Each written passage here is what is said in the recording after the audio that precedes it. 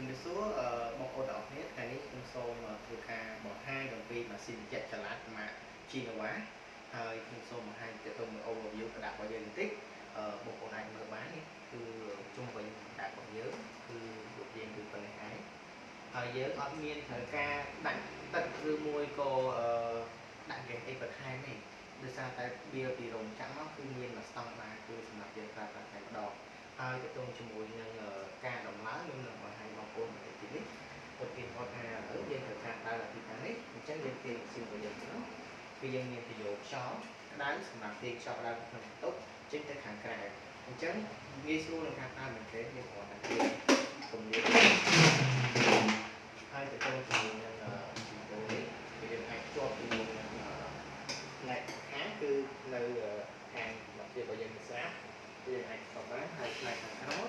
យើងនឹងជាប់បងប្អូនទៅគឺងាយស្រួលមែនទេគឺយើងគ្រាន់តែដាក់ឲ្យចូលមកជាមួយ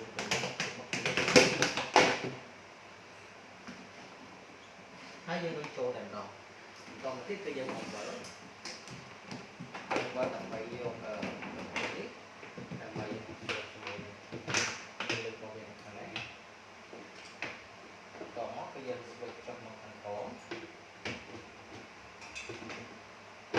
ជាប់យើងអាចប្រើបានហើយយើងគ្រាន់តែដោតដូចនេះជាដូចដោតចូលពីមក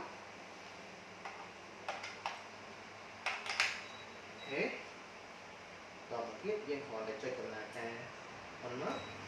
គឺយើងអាចប្រើម៉ាស៊ីនត្រជាក់យើងបានហើយដោយមិនមានការជាប់អ្វីផ្សេងក្រៅពីនេះឡើយបាទសូមអរគុណសូម